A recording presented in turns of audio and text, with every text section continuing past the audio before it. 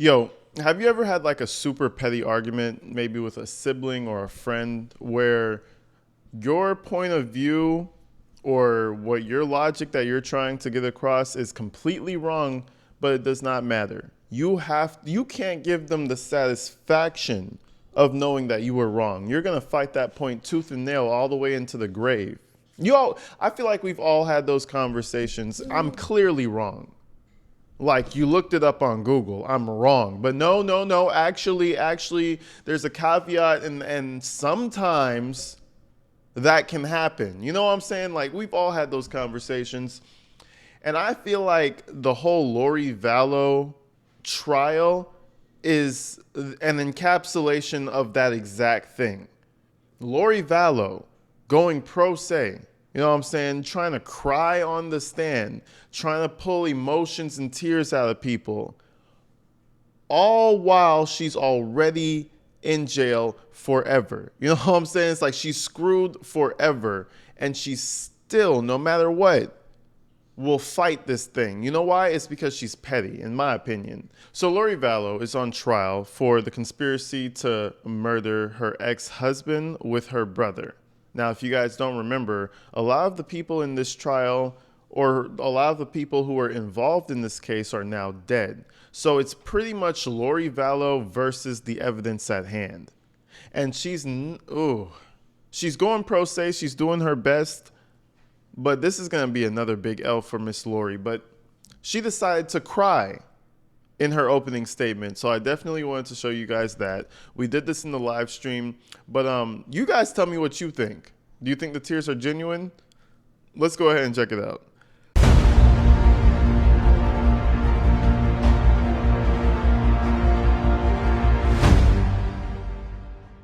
It's a new day. It's a new trial. It's a new case. It's a new... Lori Vallow is actually representing herself. I thought she was going to postpone it for real, for real. I thought Lori was going to postpone this shit because she didn't have all the discovery that she wanted and certain things weren't done properly, and she's arguing in the court. I was like, yeah, for sure this is going to happen, like, later on. Nope. Day 2 of the trial is live right now. They're not really doing much yet, so I think this is the perfect time to go ahead and check out Lori Vallow's opening statement. Apparently she gets emotional. She starts crying. Probably because her husband was like a zombie or some shit.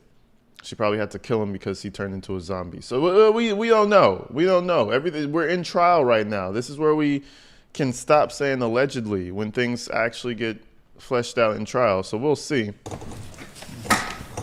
Ladies and gentlemen of the jury, I have been charged with a crime, a serious crime. And the only question here is... I like how she does that little... Ooh, it's too loud for my ears. I like how she does that little baby voice. I am not the person that you think I am. I am just a sweetheart. I'm just a girl. You know what I'm saying? She don't talk like that for real. We heard her talking in trial. She has a lot more assertion. But, you know, obviously first impressions mean a lot. So she's doing her best. Let's do it. Commit this crime. Conspiracy. Conspiracy is an agreement between two or more people to commit a crime. Yeah, speak louder, fuckface. Ugly ass. She thinks she's all that shit. She thinks she's the hottest shit too. Maybe 10 years ago, sweetie. But that prison time roughed you up. There has to be an agreement. There has to be a plan. The evidence that prison in this time case roughed will her show up. that Charles Vallow and I got married in February 2006. It will show that it was my 4th marriage and Charles' 3rd marriage. At that time, we each had 2 children. I had Colby, who was 9, and Tylee, who was 3. Colby, yeah. Charles had Cole, who was also 9, and Zach, who was 7. The evidence will show that our family moved from Austin, Texas to Chandler, Arizona in 2009. The evidence will show that Charles and I adopted our great-nephew, JJ, who was born in 2012. Okay, it was an adoption. It will also show that Charles and I were married for over 13 years and were raising 5 children. The evidence will show that I was a licensed cosmetologist. 13 years is nothing to scoff at. That's a long-ass time. Shit. That's a long-ass time, bro. 13 years ain't nothing to scoff at. So, I mean... and it sucks that he's not alive, because if he was around then we would really know the other side of the story. You know, there's three sides to a story: the truth, the lie, or that person's version. I don't know, I fucked it up already, but you get what I'm saying. The truth is in one of those sides of the story, and his side, sadly, is not there. Worked as a hairstylist for 20 years while we lived in Austin, Texas. The evidence will show that Charles was a licensed life insurance salesman and worked as an independent contractor, selling life insurance policies and annuities, and owned his own business. The evidence will show that Charles and I purchased life insurance policies early in our marriage, and Charles had them issued to the maximum amount possible to each of us. The evidence will show that Charles was 17 years older than me, and that because of Charles' age and an issue that he had with high blood pressure, the maximum amount of life insurance that could be approved for Charles was $1 million. The maximum amount of life insurance that I could be approved for because of my age and my health was $2 million. The evidence will show that throughout our 13-year marriage, that we always had life insurance. Well, I think you said she's saying a whole bunch of, I think she's trying to point that out. Well, I mean, that's obviously what she's trying to point out is that they already had these hefty life insurance plans already. So it's not like she tried to take it out all of a sudden and then he dies, which would be a smoking gun at that point. But I mean, come on, if you're aware that you have a life insurance plan, it doesn't matter. You can still go ahead and, you know, off that person and try to claim the life insurance policy. It doesn't matter if you got it 20 years ago or if you got it yesterday. Well, I mean, it does seem a little fishy if you got it yesterday, but that's not something to be like, oh shit, she didn't do it. They got it 13 years ago. Like, of course she didn't do it. No, that's bullshit. Come on. Like, what? When a 10-year policy lapsed, Charles would shop for another company who would approve us for the maximum amount of life insurance. The evidence will show that this was Charles' job. This is what he did. I helped him in this business, and this is what he did.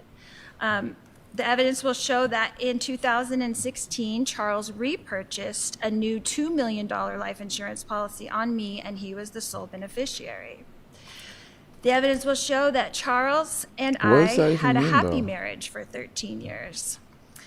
That he was, in fact, a baseball player, and that he played high school, college ball, and AAA ball, and that he was, in fact, a left-handed pitcher, a southpaw, they call him, but he was a right-handed batter, as could be attested to by anybody who knew Charles well and his high school baseball coach, Greg Davis. What is that? The evidence will show Hold on. What? Wait. Pause. What did we just hear? What? Is she just boasting her? I've heard her boast her husband's baseball career before.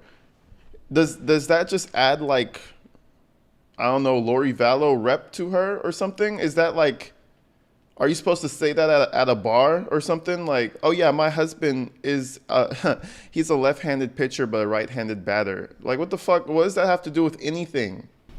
Tylee was, and in 2014, our family moved from Chandler, Arizona to Kauai, Hawaii. We lived there for 3.5 years and returned to Chandler in 2017. The evidence will show that Tylee was 3 years old when Charles and I got married, and that when she became a teenager, the relationship between Tylee and her stepfather, Charles, became so difficult that Tylee and Charles had to seek a therapist, a family therapist. Bro, you got me fucked up. Now, listen, sometimes you find a happy family and she has kids. Listen, we're all grown.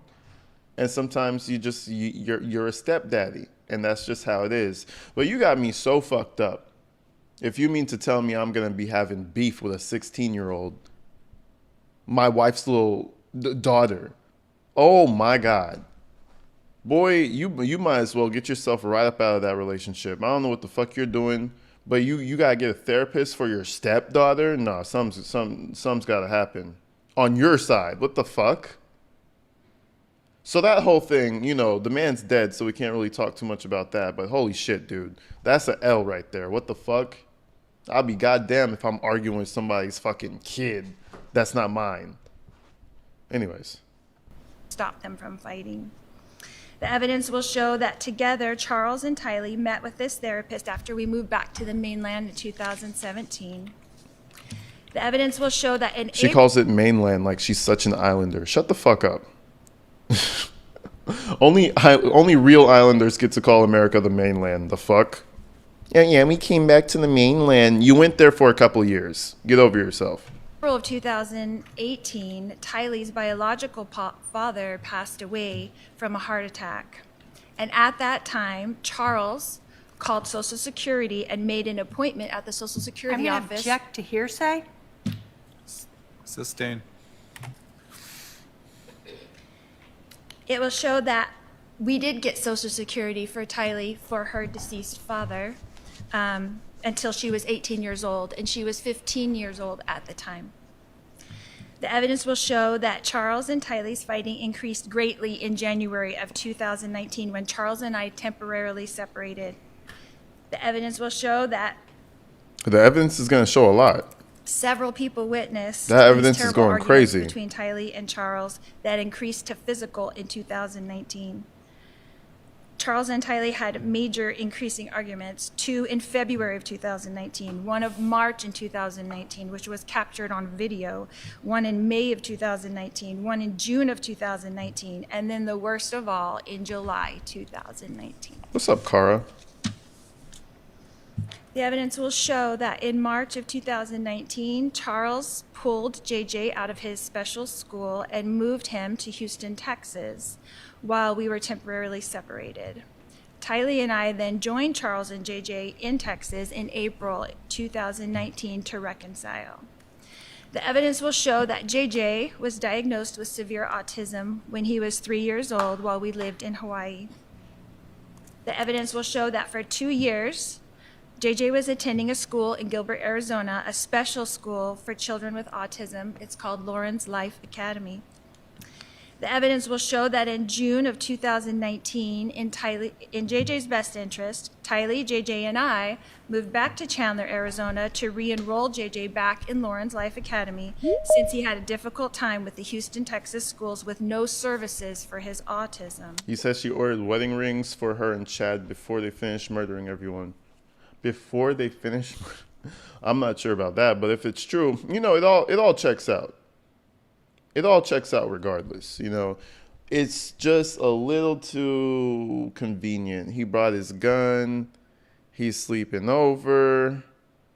Her husband is going to come and pick up her son the next day. It just sounds like an ambush. I believe in coincidences, but like, multiple, that you're pushing it. Multiple coincidences, nah, that was planned. The evidence will What's show up, that Spooky Charles and I Kitty? agreed it was in JJ's best interest to be in school where more services were available to him, so Charles and I rented a house here in Chandler. On the day in question, July 11th, 2019, Charles and I were renting two houses. One in Houston, Texas, where he mainly resided, and one in Chandler, Arizona, where I resided with our two minor children, Tylee and JJ. By this time, our three older boys, Colby, Cole, and Zach, were adults and not living at home any longer. The evidence will show that during the months of June... God damn, this evidence is going to show all types of shit. I feel like all her notes start with the evidence will show. You could just abbreviate that to TEWS. The evidence will show. Just abbreviate that for every point that you have. She's not a moron. She's no Daryl Brooks or she's no, Shabizz, but she's not smart enough to, win her own trial. I'll tell you that much. And, we've seen people, the evidence will show this and that, this and that. She's copying other lawyers, how they approach things. But I think a lot of her ability is going to end once we get past the opening statements. Cross-examination is going to be a fucking nightmare. In July, that my husband, Charles Vallow, began to send me threatening text messages. These messages were seen by my sister Summer, and that worried her. The evidence will show that Charles insisted on flying into Phoenix on July 10th, as we've heard from the state. The evidence will show that I advised Charles that he could not stay with us at the Chandler house because he could not get along with Tylee, and I did not want them to get into another fight like they had 3 weeks prior. The evidence will show that it was ultimately decided between Charles and I on text messages that he would stay in a hotel because he traveled for business all the time and stayed in hotels all the time, and that I would book it for him since I worked for him and booked all of his travel. The evidence will show that Charles did, in fact, fly into Phoenix on Wednesday, July 10th, and stayed in the hotel that I booked for him. The evidence will show that Charles paid to fly my brother Adam Cox into Phoenix from Kansas on the same day, Wednesday, July. Imagine you pay for your own murderer's ticket. That's some bullshit. That's some bull. Man, listen, man. If you ever get the idea that you're being taken advantage of, just stop doing things for a little while. He didn't need to show up to take his kid to school that day. I feel like he should have just took a step back and realized what was going on. You know, they were plotting on him, and they got him to pay Alex Cox's ticket. Ain't that some shit? Man, I'd be so mad. Man, if I heard that from the grave, I'd be so pissed. I'd be so mad. 10th, 2019. The evidence will show that Charles planned to come to our Chandler home and pick up JJ and drive him to school on Thursday morning, July 11th, 2019. The evidence will also show you that Lauren's Life Academy opens its gates at 8:25 a.m. in the morning. And the evidence will show that Charles showed up at our Chandler residence around 7:30 in the rental car I booked for him on the morning of Thursday, July 11th, 2019. The evidence will show that Charles began texting with my brother Adam Cox before he entered our residence, and that Charles and Adam were discussing in their text communications that my other brother, Alex Cox, was at the residence. The evidence will show that on the morning of July 11th, that Tylee was asleep in her room and my brother Alex was asleep in the guest room. The evidence will show that when Charles entered the house, only JJ and I were awake and present. The evidence will show that after we put JJ in the rental car, that Charles came back into the residence to receive his phone, leaving JJ in the front seat of the rental car with the engine running. He was 7 years old. The evidence will show that Charles began to scream at me when I refused to hand him his phone. You said the police interview was going to sink her? How? The thing is, I feel like the advantage that she has here is that, you know, everybody's dead. Even Tylee's dead. So all you have is her word and the evidence. It's not like anybody could tell how they felt or what was going on in their head. They're all dead. So, I mean, that interview is pretty solid in my opinion. I don't feel like there's anything that can really get her. Will show that Charles screaming woke up Tylee and Alex. The evidence will show that Tylee came out of her room with a bat to protect me, her mother, from her stepfather, Charles Vallow. Oh, here comes the waterworks. Evidence will show that Tylee and Charles fought over the bat. Here comes the fucking waterworks. After a struggle over the bat, Tylee fell onto the ground. And Charles lifted up the bat to hit Tylee with the bat. The evidence will show that Alex then intervened to protect Tylee from being hit with the bat. He did not have a gun. He was not wearing a shirt. He was pulling up his jeans because he just woke up and came into the room where he heard the screaming.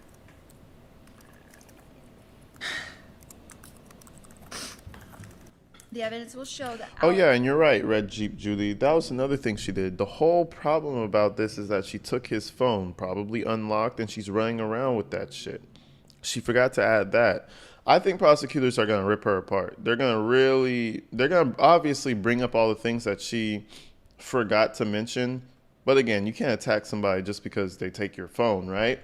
But it kind of just sets the precedent that, yeah, she kind of was keeping him. Like, listen, I could take my kid and I could take him to school right now, but you're going to hold my phone for the next 5 minutes running around like an asshole, talking shit so that your brother could come into the room. If you really wanted him to leave, you really wanted him to go, you would have let him take his phone, you would have let him take the kid, and everything would have been good. And Charles got into a physical struggle for the bat and fell onto the ground.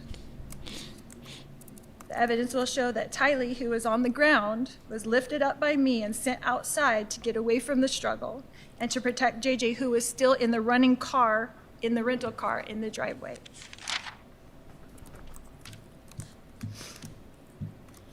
The evidence will show that after this struggle on the ground between Charles and Alex, that Charles prevailed with the bat and began to come towards me with the bat as I ran away from him into the kitchen.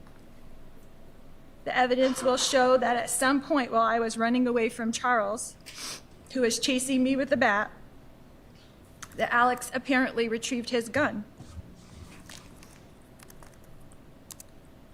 The evidence will show that I ran outside to the children and that Alex shot Charles in self-defense. The evidence will show that Tylee and I had both run outside without shoes. The evidence will show that JJ was still in the front seat of the rental car with the engine running and struggling to get out of the car. Tylee was trying to keep him in.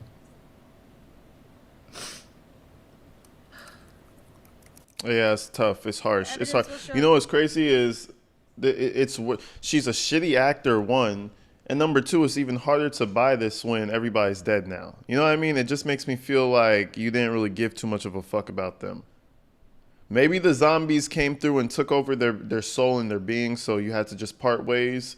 But it's just really hard for me to believe that she really gives a fuck.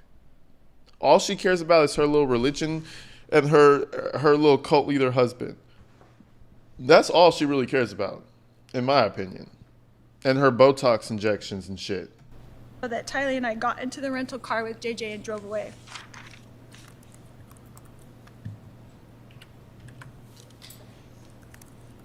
The evidence will show you that I drove the children away from the residence towards JJ's school.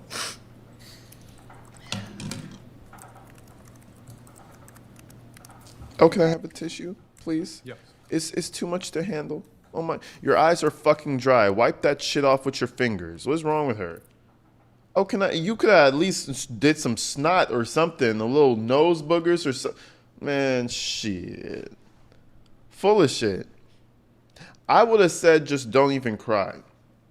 I would have said just sound sad, get your point across, and go sit down. Because this whole crying shit. Oh my God. Her face is dried than a bitch. She has like 2 tears or some shit.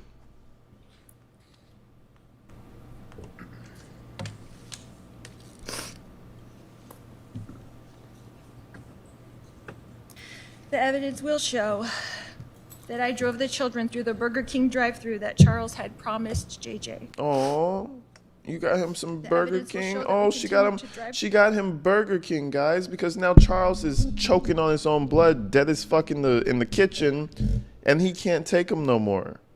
Like, how the fuck are we supposed to feel bad because he couldn't take the kid? You got him killed. That's why he couldn't take the kid to Burger King. Second of all, why the fuck are you giving the kids Burger King for breakfast in the morning? Listen, this is why motherfuckers be fat. But let's continue. Towards JJ's school, and that the gate was not yet open at JJ's school. So we drove a block west of the school to a Walgreens, where I ran in to purchase flip-flops for Tylee and myself so that we could walk JJ into school on the hot pavement.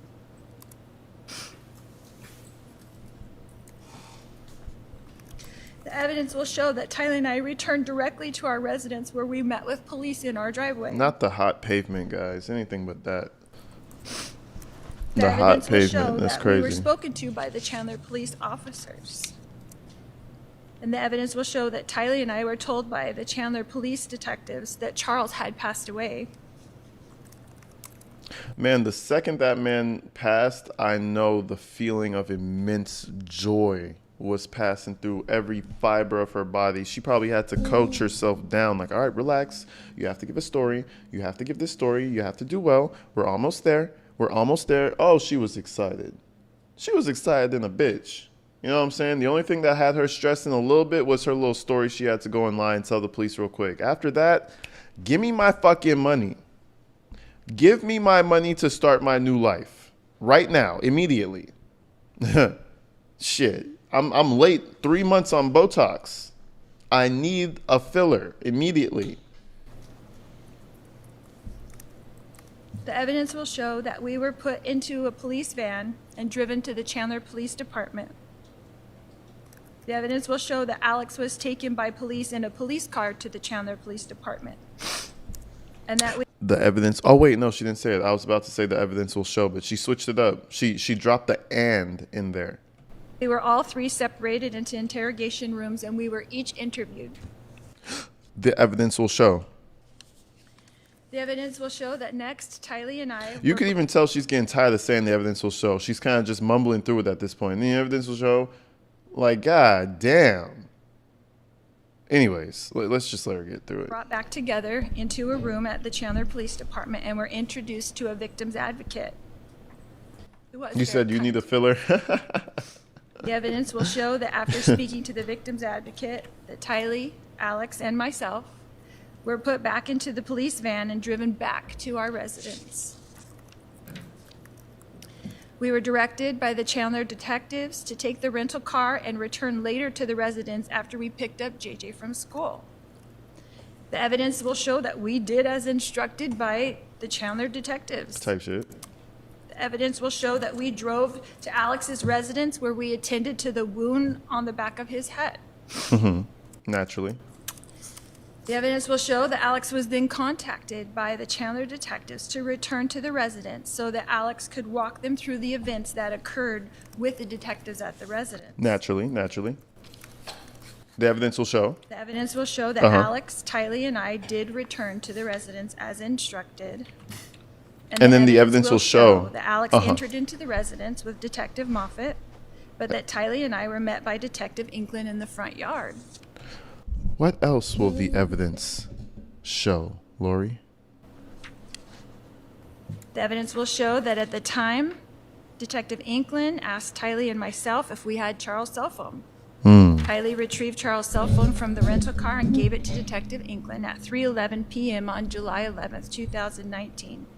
And at that time, Charles' phone was placed in the custody of Chandler Police detectives. And you know what's interesting about that one little piece right there? So she took his phone. It was probably unlocked. You know, somebody takes your phone out of nowhere. Your phone's open and they take it. Okay, cool. Imagine she had his phone that whole time and she held that motherfucker open. Even better yet, she turned off the passcode on that shit. Or she didn't let the screen die on that bitch, right? She could have gone through all the text messages of them fighting, arguing. She could have gone through all these pictures. She could have gone through everything to make it seem as if, or to make it seem at the very least that she didn't have anything to do with it, you know? Because remember, she had that phone for a while. Oh, you need his phone? Oh my God, Tylee, go find his phone. Yeah, they had that phone. They're having a good old time with that phone for a while.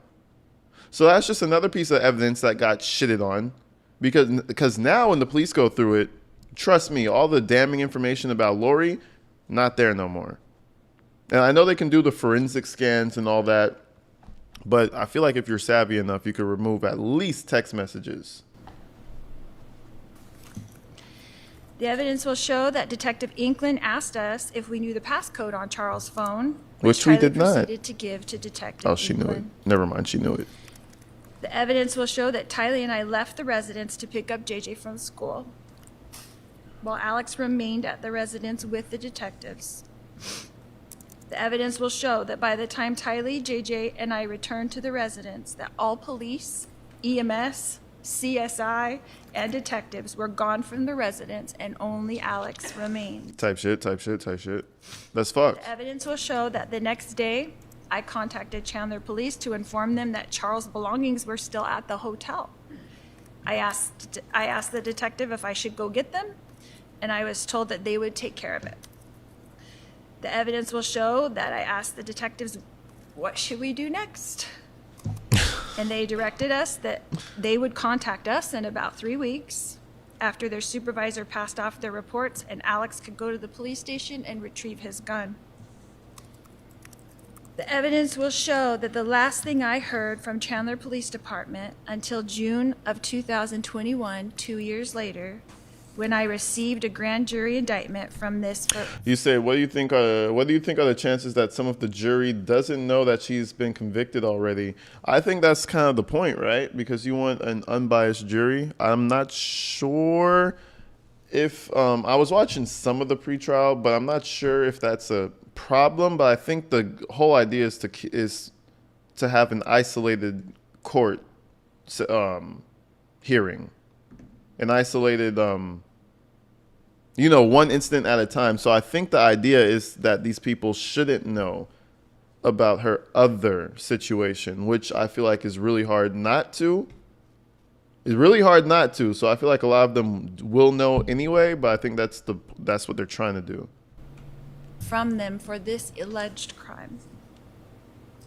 The evidence will show that Chandler police treated this incident as self-defense. You said unbiased jury of 11 men?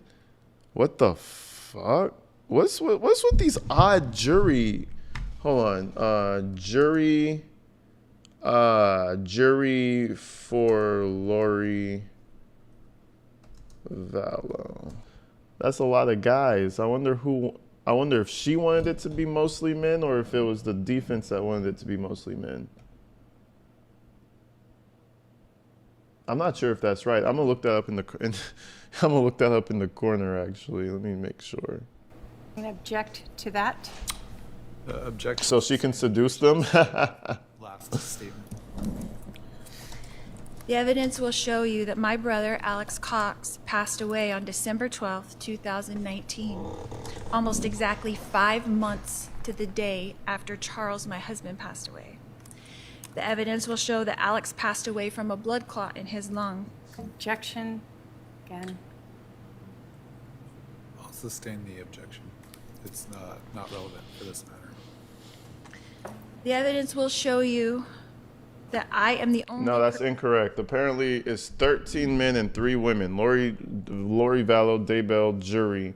What we know, 13 men, 3 women. See, this is why y'all just be dropping shit in the comments, bro. I swear to God. But that's still a lot of men, regardless. That's a crazy amount of men.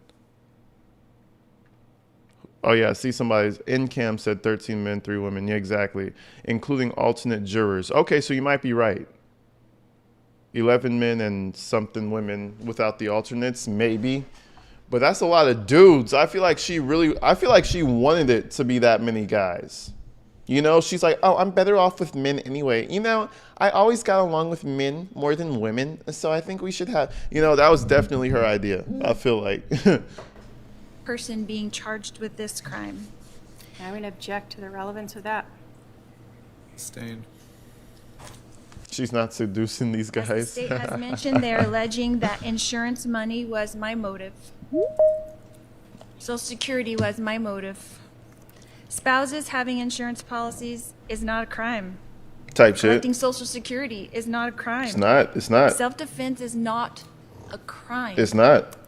United States of Family America, baby. tragedy is not a crime. It's a tragedy. Oh my God. Drop that mic. All right, the state can call its first witness. I I mean, may go get him. honestly, we should get into deliberation right now. I mean, I've heard enough. I've honestly heard enough. Lori's fucking innocent. You know what I'm saying? Her ex-husband is fucking evil. Let's just get to deliberations right now because we're wasting this poor woman's time. Let's let her hurry off to her life sentence for her other crimes. You know, like I don't even get why she's fighting over this shit. You're fucked Fire. anyway. I would literally curl up into a ball and just let nature take its course at that point. Like, why are you fighting that shit? You're already fucked. They would ask me, did you do it? Fuck yeah, I did. What's the difference?